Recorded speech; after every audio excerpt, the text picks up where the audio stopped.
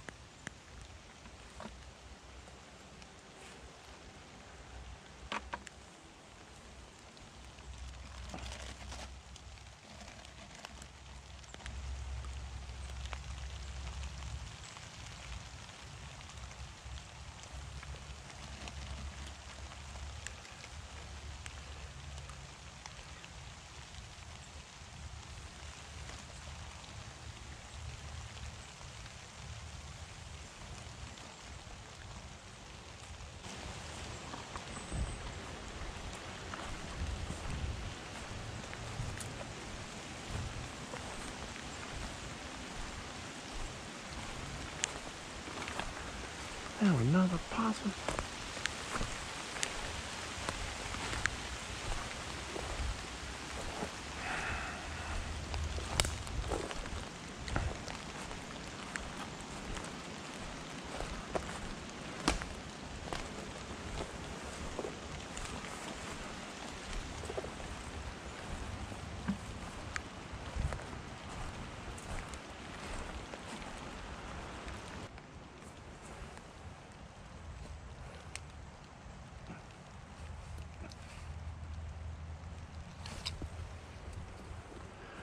Alright, go on, fucker. Quit stealing all my bait.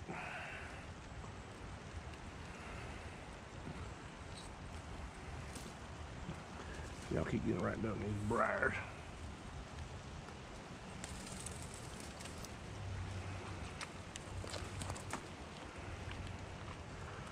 Another old possum.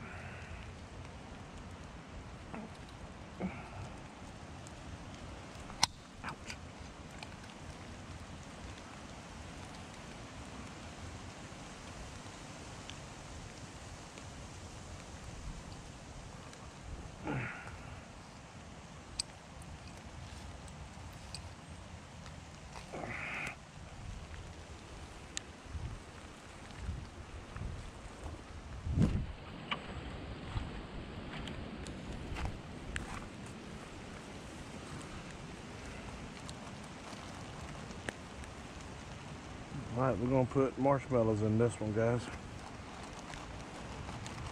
Maybe possums don't like it. 2 days in a row we done caught possums using sardines.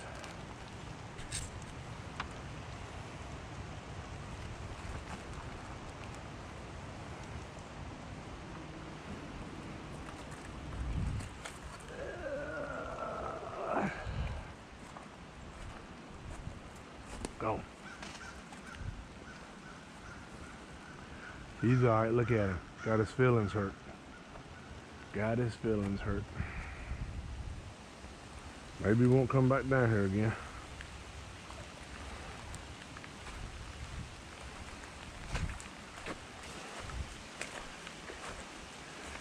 Yeah, it's raining. Raining pretty good back here.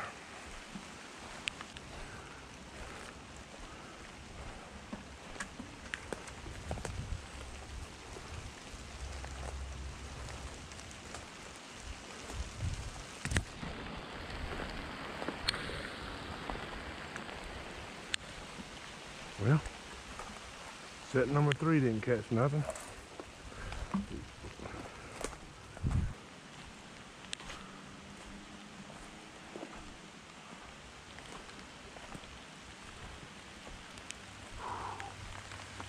Yeah, she's raining good, guys. Only rains when I want to do something. All right, we're back here on the back hunting spot. I got a fresh corn pile here. See a lot of coons back here. I've been reluctant to put a coon trap back here because a lot of coyotes run this side of the ridge. But I'm gonna be back early in the morning. I don't have to work tomorrow, so I'm gonna go ahead and set it for overnight, and we'll come back first thing in the morning and check it. So this one we're gonna put some chain around it. And I didn't have enough chain, so I went and bought some chain.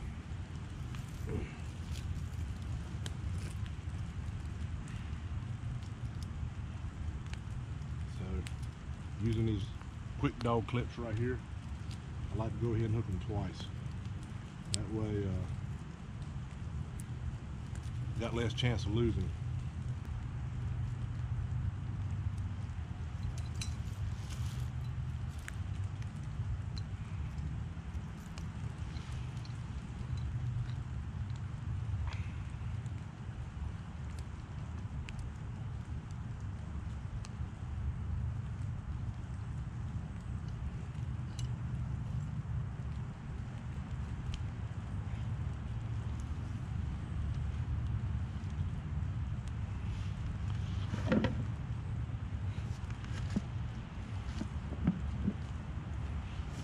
Gonna put some sardines in here and vegetable oil.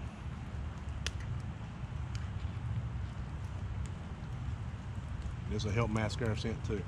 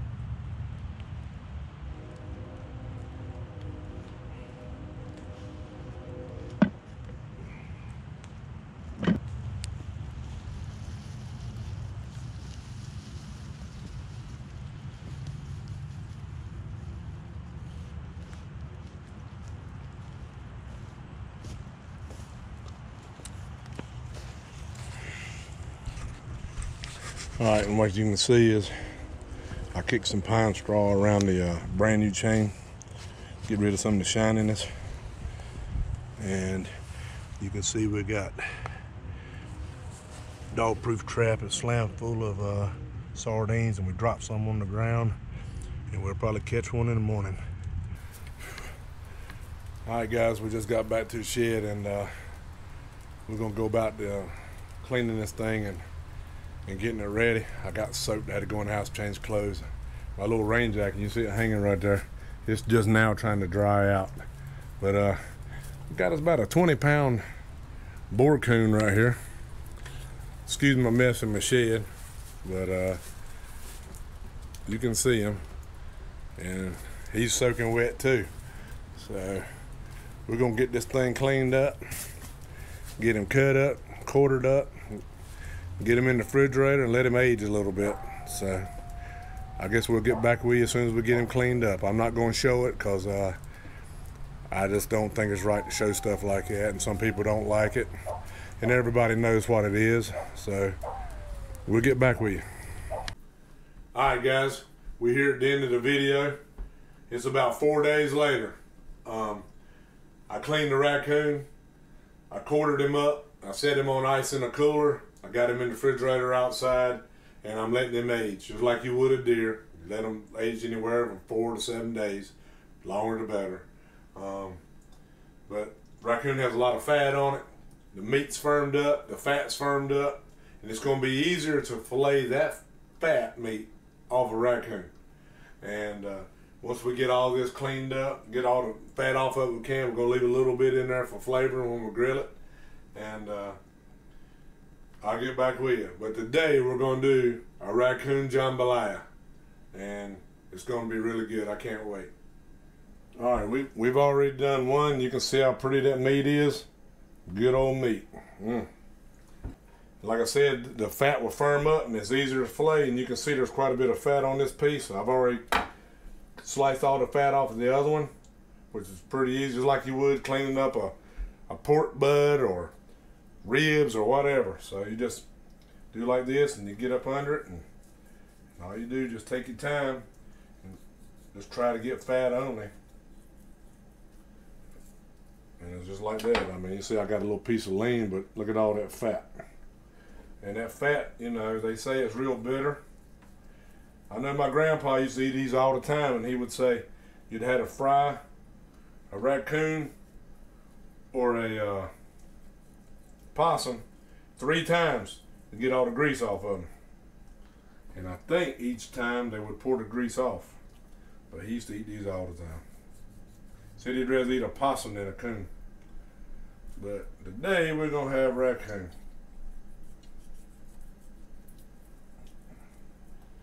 Like I said, this is going to be pretty good. I mean, you see that big old piece of fat right there? And what we're just going to fillet them off just like that. Yeah. Probably should have sharpened my knife before I got it started, but it is what it is.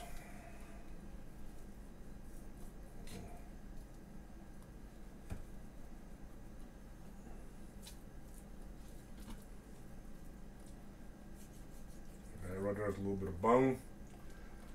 So I guess you could cut all the meat off the bone, bone it out, and cook it like that, but I was always brought up, the bone in the meat, bone in the fish has a flavor. That's where your flavor comes from.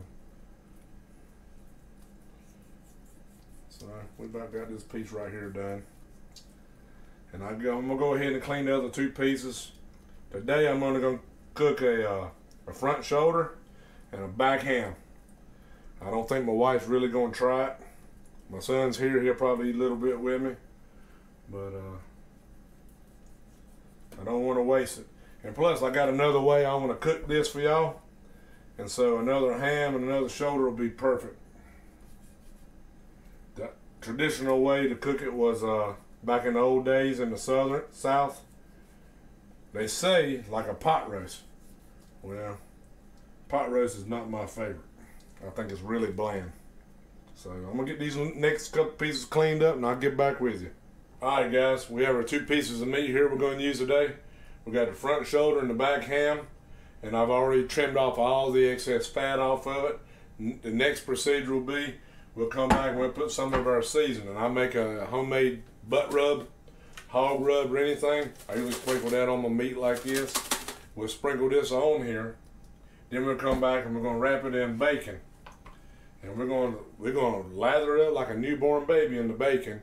And then we're going to fire a grill up, charcoal grill, and we're going to get it heated up to a good medium heat. And we're actually going to grill these pieces of meat on the grill. And once that's done, then we'll come back and we'll let it cool down a little bit, and we'll pull all the meat off the bone. And then we'll put it in our jambalaya. And man, I can't wait. So, like I said, we'll season this right here. And you can use any seasoning you want. I like my little butt rub, I do. And it has a good flavor. It's got paprika in it, cayenne pepper, onion powder, I don't know, a whole bunch of stuff. I got it wrote down. And all this right here is just going to add more flavor to the mix. And just give it a good dusting. That should be plenty. And we'll come back and we'll actually take a piece of bacon and we'll start on one end and we'll just start wrapping her up.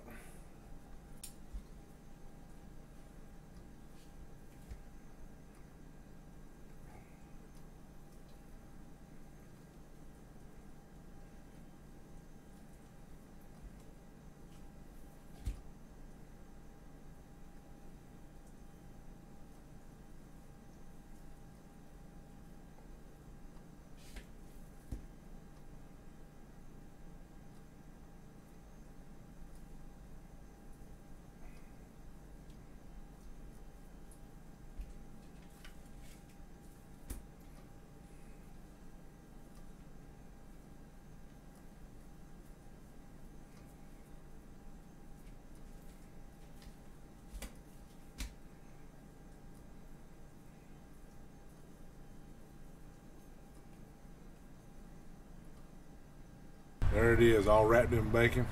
We got a good medium heat on the charcoal. You can take your hand across here about that fast and it's really hot, but you don't lift your hand. I mean, you can stand it, and that's usually my temperature. So let's go ahead and get these bad boys on and get them cooking.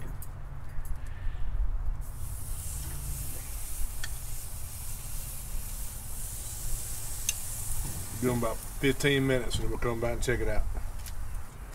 All right, guys, it's been 30 minutes. Let's see what it looks like. Ooh. Yes. Once that bacon gets all firmed up. Like I said, we're not really going to eat that bacon, so it don't matter if it burns. All we're trying to do is lock the juices in with the pork fat. All right. We'll be a little bit longer.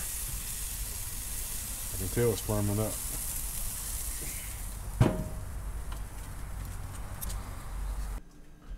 Alright guys, we just got the meat off the grill. Now we're going to start cutting the meat off the bone and we're going to throw it into the jambalaya. And we'll give it probably about 30 minutes to 45 minutes to let it simmer into jambalaya, which is ready. And we're going to cut this part right here out and just give it a good taste. I mean, it looks like dark chicken. Well, no, bacon is good. It's alright. So, I'll cut the meat off the bone, and then we'll come back in there with, like I said, we'll throw it in the pot. The jambalaya is ready. The raccoon meat's ready. And I actually took some of the bacon and put in there. Let me get some of that good meat right there, big pieces of meat. And when you cut up the raccoon, you get a whole lot of little pieces. Because there really ain't as much meat on them bones as you think they are. But we'll give it a taste. And I'm going to be as honest with you as I can. It was my idea to try to jambalaya. That way, if I didn't really like the raccoon meat, I had a little cover-up taste. But I think I'd rather do it another way next time. So y'all stay tuned to see that. But let's give it a good try. Let's try. The raccoon meat was good by itself. And y'all can see I got a big piece in there. So let's give it a try. It's hot. Temperature or spicy? Temperature. Ooh. It's too hot. Smells good though. But I'll be honest with you guys, you cannot tell the difference between if that was deer meat, raccoon, beef, nothing. You can't even tell the difference. Man.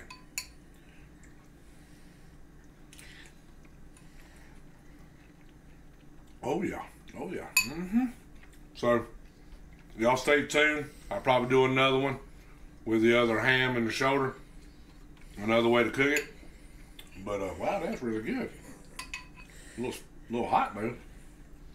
And if you like this kind of stuff, you like the videos and all, if you would just click the like button, subscribe, share it to a friend, and I guess until next time, later.